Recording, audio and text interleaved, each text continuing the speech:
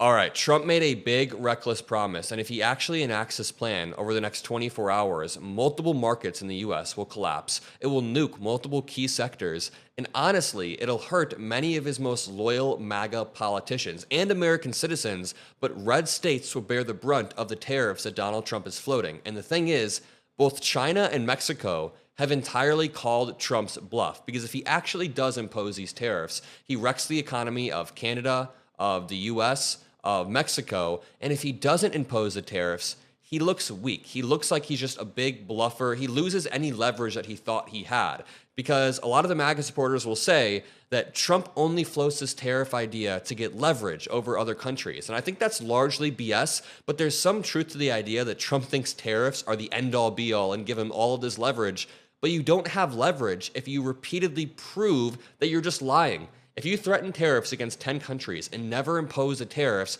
you lose all leverage, because they'll be like, bro, you're clearly just bluffing. You're clearly bluffing. So there's a few articles that I want to break down, because a lot of Trump aides are currently scrambling behind the scenes to fix the promises that Trump made, because they're just so incredibly reckless. At the same time, Trump's trade war could put some of his key allies in a very uncomfortable spot. The promised tariffs on Canada and Mexico could decimate the economy of Senate Majority Leader Thune's home state. Let's read this very quickly. No congressional leader is more at risk of getting caught in the crossfire of Donald Trump's coming trade wars than Senate Majority Leader John Thune, and American citizens, of course. But Trump said Thursday he's ready to slap sweeping 25% tariffs on Canada and Mexico as soon as Saturday.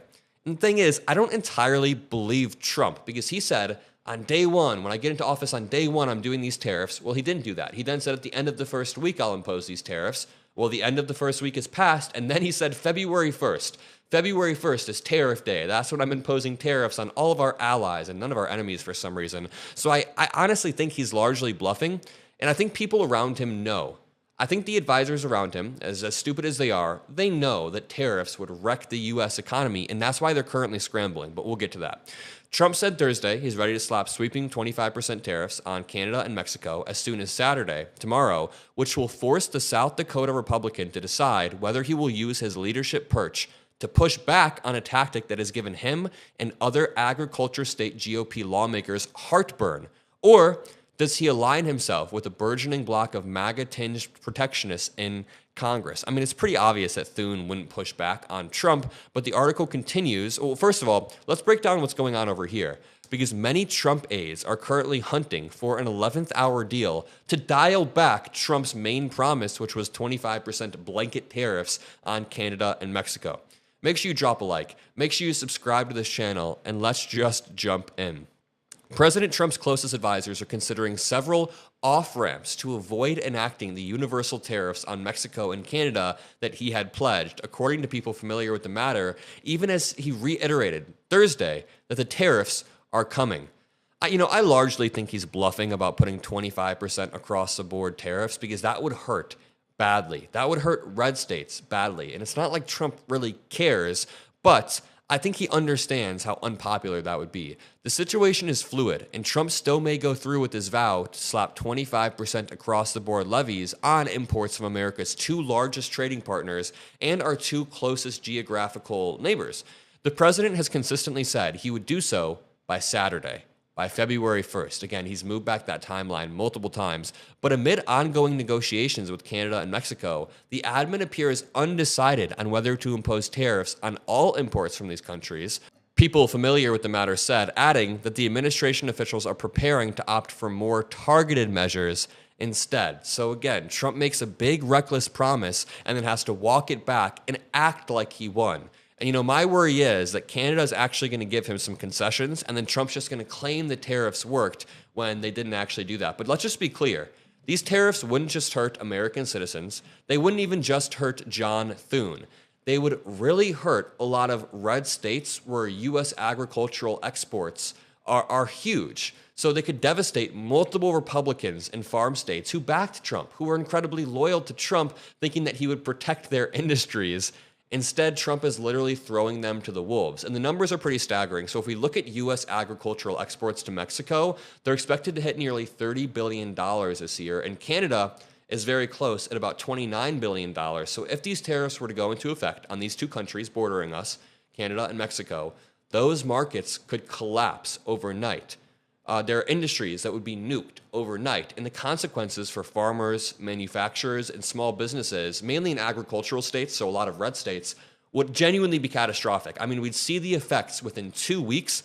And here are my genuine thoughts. I think the people around Trump are telling him, dude, you can't do this. You genuinely cannot put 25% blanket tariffs on these countries because red states would collapse. I think people like Thune are probably lobbying their aides, their advisors, to go and tell Trump, hey, you can't do this. But we know that Trump is stubborn. We know that out of all of the policies he's flip-flopped on, there's one thing he's remained consistent on, and that's tariffs. There are videos of Trump in the 80s and the 90s saying we need to be tariffing China. We need to be tariffing China.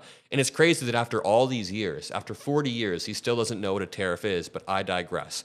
Trump is very likely to announce some sort of trade action by Saturday, but it may only affect certain sectors such as steel and aluminum. Trump may also include major exemptions such as oil. So he made these huge promises, and now he's entirely walking them back. And listen, the U.S. has been engaged in weeks of frantic negotiations with Canada and Mexico, as well as lobbying by North American businesses and labor groups that have argued across-the-board tariffs would snarl continental supply chains. And we have to remember, Trump is now shitting on and trying to renegotiate the trade deal that he negotiated with Canada during his first term. He said this was the greatest trade deal in the history of trade deals, that trade wars are so easy to win. Yet he's now saying that he wants to renegotiate this entire contract. He's honestly just bullying our allies. And this brings us on to the John Thune situation. So Thune knows the stakes all too well. Retaliatory tariffs during Trump's 2018 trade war with China crippled South Dakota's agricultural-dependent economy, which relies on billions of dollars of soybeans, corn, beef, and other agricultural products. And let's not forget, Trump has attempted to humiliate Thune before. Back in 2020, Thune was the one that refused to go along with Trump's efforts to overturn the election, so Trump publicly came out and said that Thune's political career is over. He was like, this guy's career is done for. And of course, Thune survived. He's now the Senate Majority Leader, but the message was clear from Trump. If you don't follow my every step, if you're not lockstep with me, I will ruin your career. So now Thune is in a little bit of a tight position. What do you do if you're Thune here? Do you go against the leader of the party openly? Do you rally against him? Or do you let your own state get nuked agriculturally or economically because you're so loyal and so scared of the president? Which one do you guys think he's going to do? He's very clearly just going to go along with Trump, but farmers there in these states are still reeling from their losses during Trump's first term, and a standoff with Mexico and Canada, which are now American farmers' two largest export markets, would be devastating. And you guys know I love this article, so let me pull it up. 92% of Trump's China tariff proceeds went to bail out angry farmers during his first term. So just think about this. Trump thinks that tariffs produce all of this revenue from foreign countries, but he's wrong. The revenue comes from the U.S. companies importing these products. So then, after this revenue is produced, Trump used 92% of it to give it back to the farmers who were originally impacted. I don't even think counterproductive describes how dumb of a plan that is. All right, let's continue.